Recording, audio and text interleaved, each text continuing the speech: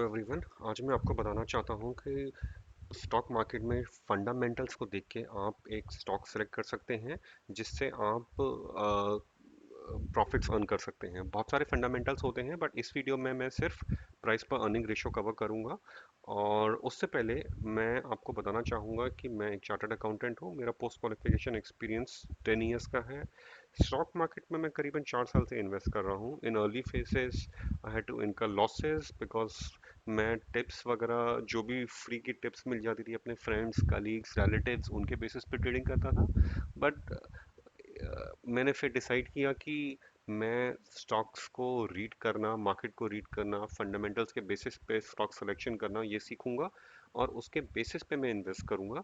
और अभी पिछले तीन चार सालों से मैं प्रॉफिट्स अर्न कर रहा हूँ रेगुलर बेसिस पे। तो मैंने सोचा कि मैं ऐसे कुछ फंडामेंटल्स के ऊपर वीडियो बनाऊं और मैं यूट्यूब पे उनको दूं जिससे कि सब लोगों को बेनिफिट हो पाए। तो इस वीडियो में मैं प्राइमरीली पीई रेशो कवर करूंगा।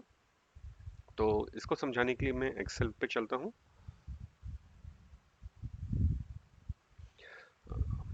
तो इस एक्सेल में मैंने एक एग्जांपल बनाया हुआ है। मैंने ऑयल एंड गैस जो इंडस्ट्री है उसकी कुछ कंपनीज रिलायंस, महानगर गैस, बीपीसीएल, आईओसी और एचपीसीएल को लिया हुआ है और उनकी मार्केट प्राइसेस पर शेयर वो मैंने ले रखी हैं रो नंबर 8 में। और अर्निंग पर शेयर मैंने रो नंबर 9 में ले रखी हैं। प्राइस बाय अर्निंग रेशियो जो है वो सिंपली प्राइस पर share divided by earning per share को कंप्यूट करके निकलता है। जैसे कि आप देख सकते हैं इसमें प्राइस पर अर्निंग रिलायंस का 21.06 है और जो सबसे ज़्यादा हाई है इन पांच कंपनियों में। और एच का सबसे कम है 5.95 प्राइस पर अर्निंग रेशो, राइट। तो इसका मतलब क्या हुआ? इसका मतलब अगर हम देखें तो हमारा जो प्राइस है हम कम से कम प्राइस देके ज़्यादा से ज़्यादा अर्निंग्स कर पा रहे हैं इस केस में। अब देखिए कि रिलायंस के केस में हम 1200 रुपये इन्वेस्ट करेंगे मार्केट में तो हमें 58 रुपीज़ की अर्निंग मिलेगी पर शेयर, राइट। बट अगर हम एच में इन्वेस्ट करेंगे तो हमें सिर्फ 217 रुपीज़ इन्वेस्ट करके 36 रुपीज़ की अर्निंग्स होगी, राइट। तो इसमें आपको रेशियो मिल गया है। आई थिंक आईओसी और एचपीसीएल का रेशियो बहुत पास है, कोई ज़्यादा डिफरेंस नहीं है। हाउएवर अगर मैं बात करूं इन पांचों कंपनीज में बेस्ट चॉइस कौन सी होगी पी रेशियो को देखते हुए, तो वो एचपीसीएल होगी, राइट। बिकॉज इसमें हमें अर्निंग्स ज़्यादा हैं और प्राइस कम है, राइट, एज अ रेशियो। तो ये एक बहुत ही इंपॉर्टेंट फैक्टर है प्राइस अर्निंग रेशियो जिसको हमेशा देखना चाहिए। बहुत सारी आपको यूट्यूब पे वीडियोस मिलेंगी जिसमें लोगों ने कॉम्प्लिकेटेड ग्राफ्स को पढ़ना सिखाया हुआ है, जिसमें वो कैंडल चार्ट्स दिखाते हैं, रेड और ग्रीन कैंडल चार्ट्स, जिसको आप देखें और उसके बेसिस पे लोग उसके ट्रेंड्स निकालते हैं और एक्सपेक्ट करते हैं कि प्राइस एक पर्टिकुलर डायरेक्शन में जाएगा। आई थिंक ये जानना बहुत इंपॉर्टेंट है कि अगर आपने फंडामेंटल्स नहीं देखे और सिर्फ चार्ट्स के बेसिस पे किया तो स्टॉक्स में आपको बहुत ही ज़्यादा लॉस हो सकता है। सो फंडामेंटल्स आप डेफिनेटली डेफिनेटली देखना शुरू कीजिए।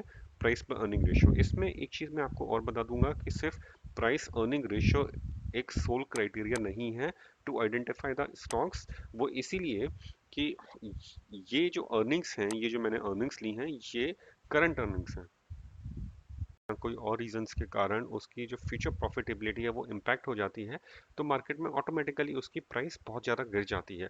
सो अगर मैं एग्जांपल के तौर पे बोलूँ कि एच के एक प्लांट में आग लग जाती है, सो इसका क्या मतलब हुआ कि उसको फ्यूचर में प्रॉफिट्स कम आएंगे, उसको काफ़ी नुकसान हो गया, पता नहीं इंश्योरेंस कंपनी से क्लेम मिलेगा नहीं मिलेगा।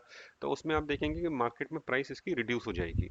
तो अगर ये इसकी प्राइस आज की तारीख में 217 रुपये है, हो सकता है कि मार्केट में उसकी प्राइस 150 भी चला जाए। तो इसका मतलब क्या हुआ? इसका मतलब हुआ कि प्राइस, लोगों जो इन्वेस्टर्स हैं उन्होंने फ्यूचर प्रॉफिटेबिलिटी को मार्केट में फैक्टर इन करते हुए उस शेयर का प्राइस गिरा दिया। तो उस केस में आपका जो प्राइस पर अर्निंग रेशियो होगा वो और भी ज़्यादा लक्रेटिव हो जाएगा, राइट। तो इस केस में आपने क्या देखा कि आपको ये और भी ज़्यादा लक्रेटिव हो गया। बट क्या ये सही सिचुएशन है? क्या ये सोल क्राइटेरिया है? नहीं। बिकॉज बहुत इंपॉर्टेंट है कि आप सिर्फ करंट अर्निंग्स जो इस कॉलम में आ रही हैं, सिर्फ करंट अर्निंग्स को ना देखें, आप फ्यूचर अर्निंग्स के बारे में भी आप सोचें कि उसमें कोई इम्पैक्ट तो नहीं है। तो आपको मार्केट न्यूज़ भी फॉलो करना पड़ेगा। आपको उसके साथ साथ थोड़ी सी स्टडी भी करनी पड़ती है स्टॉक्स में, राइट? सो आई थिंक ये प्राइस अर्निंग रेशियो का सिग्निफिकेंस था इस वीडियो में, लेकिन इसके साथ और भी कई सारे फैक्टर्स हैं जो मैंने सब्सिक्वेंट वीडियोस में समझाए हुए हैं। सो अगर आपको ये वीडियो पसंद आया हो तो मेरे चैनल को सब्सक्राइब कीजिए, और बाकी जो रेशियोज हैं, जो फंडामेंटल्स हैं, उसके ऊपर जो वीडियोस बनाई हुई हैं वो भी देखिए। Thank you. चीयर्स। बाय।